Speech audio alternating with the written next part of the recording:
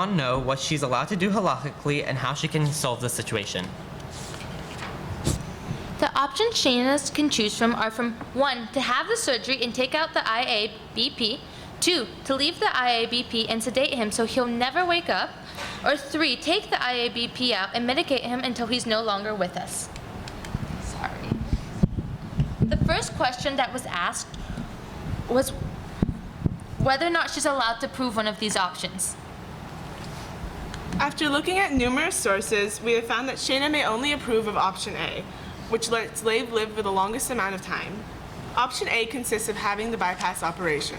The bypass operation would restore blood flow to the cardiac muscles by diverting the flow of blood around the blocked artery in the heart.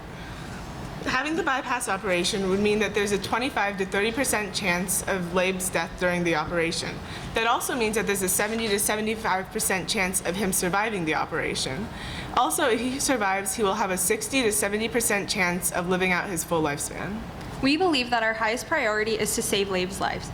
In Ingrat Moshe 274, Rav Moshe Feinstein says, "Certainly it is obvious that we are obligated to heal and save by any means possible any human being without any distinction as to intellect or competence. In other words, that means it doesn't matter what state the person is in, caretakers must give their full effort to save him." When going over the options, our Beit Din also had to take into account Leib's status. In Jewish law, there are 2 terms that help with identifying his status. The first term is goses. A goses is a person who is on the verge of death and due to this are making rasping noises while breathing. This generally occurs during the last 72 hours of a person's lifespan. The second term is chayei sha'ah. Chayei sha'ah is the life of the moment. If Leib were to be considered a goses, the steps needed to save him would be different because he would already be on the verge of death and any procedure would risk his chayei sha'ah. However, Leib is not a goses since his condition is currently stable. These options do not take into consideration the priority of saving a life. This Beit Din concludes that something must be done as Leib's condition continues to deteriorate. We are obligated to help him in any way we can, which forbids Shayna from choosing options B or C. We strongly believe that Shayna should not leave Leib as is. Vayikra chapter 19 states, "Do not stand idly by the blood of your peer." We can't simply watch as Leib's condition becomes progressively worse, and as the Talmud says, we need to do what we can in order to save our peers. Leaving Leib as is would cause him to eventually die due to the fact that the IABP was not made for long-term usage and would eventually fail. Once the IABP fails to function, Leib would soon die from infection. If we were to remove the IABP, Leib's heart would further deteriorate, and the chance of Leib dying within the first 30 days of the removal would be about 50%. Seitz Eliezer 18:480-48 states that if there's an obstacle that prevents the departure of the soul, one may remove it only if the obstacle was blocking the rapid departure of the soul. This halacha is saying that's only permissible to remove an object that is keeping a person alive if it causes them to die quickly. The removal of the IABP without the bypass surgery would cause a slow, gradual death, which according to this halacha is not permissible. Rav Shlomo Zalman Auerbach said, "It is forbidden to withdraw or even withhold oxygen, nutrition, or intravenous nutrition that he needs when the treatment is not routine, and when we anticipate that such treatment can only extend his life for a short while and not cure his underlying disease. The IABP is currently supplying oxygen to Leib's heart, so by removing it would be withholding oxygen, which according to this halacha is not permissible. Also, while the bypass operation is not a routine procedure, it extends Leib's life by a long period of time. And this operation also will cure Leib's underlying heart condition, making this operation permissible." The next question our Beit Din was asked is, according to Jewish law, is there one option that Shayna must approve? Shayna is required to approve of option A, the bypass operation, as it is the only option that will guarantee a longer life for Leib. According to WebMD, about 400,000 bypass operations occur every year. Since this is a relatively common operation, many doctors are very qualified to perform the operation successfully. According to the words of Rabbi Ephraim Goldberg, halacha values every single moment of life, and each and every breath is considered precious, no matter the level of cognition or function. No matter what, we should try to save Leib, because Jewish law mandates doing everything in our power to sustain a person and keep them alive. We take in consideration the length of Leib's life over the quality of his life. Rav Moshe Feinstein ruled that even if a person has a lack of mental function due to their illness, we are obligated to save them by any means possible. Shayna is obligated to do what's best in order for her father to stay alive. The last question we had to answer was what option Shayna should choose from to keep her own interest from controlling her decisions. We were also asked to give any advice on the options that were still permissible. Our Beit Din considered all the possibilities, including Shayna's own interest, the options we were given, and kavud av v'em. Shayna's interest should not get in the way of her decision-making. We suggest that Shayna should not give the doctors permission to remove the IABP without performing the surgery. This would give Leib a 30%, or about 30 days before he dies, or this would give Leib a 50% chance that he would die within the first 30 days after it's removed.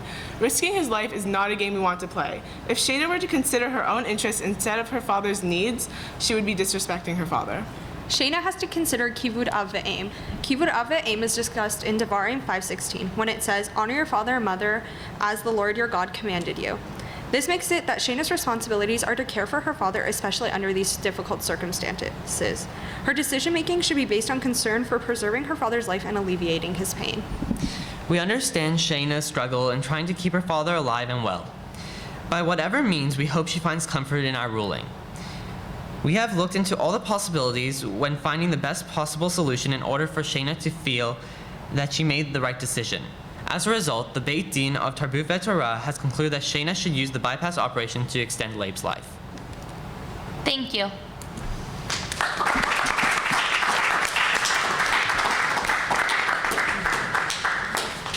Judges now have 8 minutes to ask questions. You speak of kibud av v'em, and you speak specifically about that a way of honoring is by prolonging life. Can you tell us a little bit about your discussion regarding how she can honor her father regarding the quality of his life? So we believe the best way that Shayna can honor her father's quality of life is allowing him to have a longer, by fulfilling, we don't know what he gave her permission for the extent she has to go through, but we believe that for the quality of life, that's really how he lives and how much she wants to go and what the certain extent she wants to take. And I mean specifically taking into account the Alzheimer's. Yes. Okay. So for the Alzheimer's, taking that into account, we know that his mental capacities are slightly altered or even greatly altered. However, we are not Leib, and therefore we cannot tell just how greatly his mental capabilities are altered and how he can interact with the outside world. And due to this, I don't think we should take into consideration the fact that he has Alzheimer's right now, because right now the main thing we must discuss is saving Leib's life or going with one of the other options. And then after that, discussing the implications of the Alzheimer's that are at hand. Just want to explore options B or C. When he came in, correct, he had advanced Alzheimer's. Yeah. And then he had a medical emergency where he was ventilated. So it's another illness on top of that. Would you agree at that point he was actively dying? Before they did the medical procedure? So we do not think that he was actively dying at that point, which is why we didn't classify him as a goses. And the reason for this was mainly because of two things. The first thing was that in option C, it specifies that after taking the IABP out, he would survive up to 30 days, which means that he would not have that 72-hour window, which means he's not in the active Right. process of So dying, but that's a good point. But the IABP then basically stabilized him, correct? it did stabilize him, but as we mentioned before, the quote from Rav Shlomo Auerbach states that a device that gives any mandatory nutrition, oxygen, or intravenous nutrition, which is something that people survive with commonly, it's not something that we added, is permissible to give them and is actually mandatory to give them because it's something Right. that they need for life. It's not something we're adding to keep them alive. So what about the idea of doing nothing? I mean, let's say we do have cases, Rav Hanania ben Tradion, who is, actually we have the explanation of the Yam Shel Shlomo, which basically says that you can't do something begufo. You can't proactively do something to speed up, but there are certain circumstances where maybe you should do nothing. And basically, he actually uses Rabbi ben Tradion, who basically said, take the wool out, right? That wasn't actually speeding up that was actually not doing something. He himself wasn't causing his own death, but he allowed other people not to act. So are there times where you might say that, in a very, very diminished capacity, where he's already has advanced Alzheimer's, so you have very little quality of life, and now this is on top of it. And now you're advising a very aggressive regimen of treatment, right? Where the outcomes are questionable, and there won't be necessarily an improved quality of life, probably even a more diminished quality of life. Is there an argument to say from any halachic sources that we should not do anything, maybe not do something by yadayim, not do something actively, but not to desist? Okay, so the first thing I'd like to discuss is the fact that the bypass operation isn't actually that demanding of a surgery. And we were looking at WebMD, and it turns out that most patients who get the bypass operation are able to leave the hospital within a week. And after that, they are able to go back to work within 2 or 3 days of being released from the hospital. So the recovery period is very, very rapid. So I don't think not him, but most patients. Leib is not going to go out. Leib would be able to leave the hospital after the bypass operation. You should go back to work.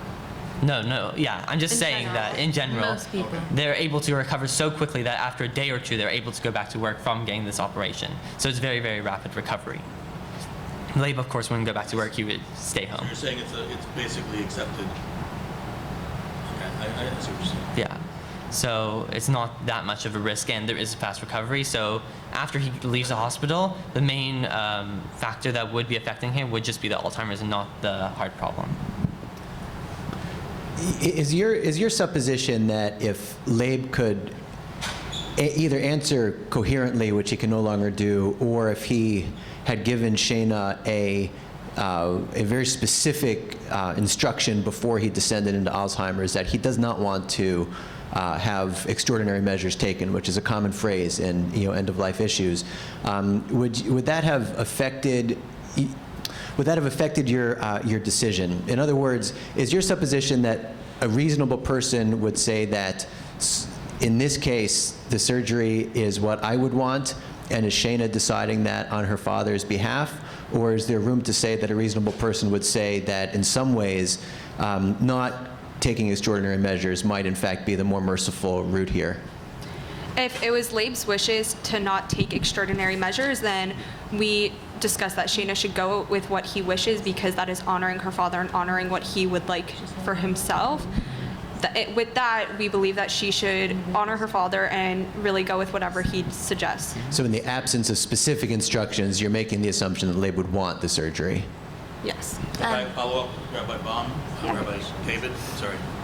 can And I- what halachic sources, if, let's say, she gave her, let's say she knew his preference, I don't want extraordinary measures, or he said that before when he was still lucid, so then what halachic sources would you do to bring to justify that kind of decision?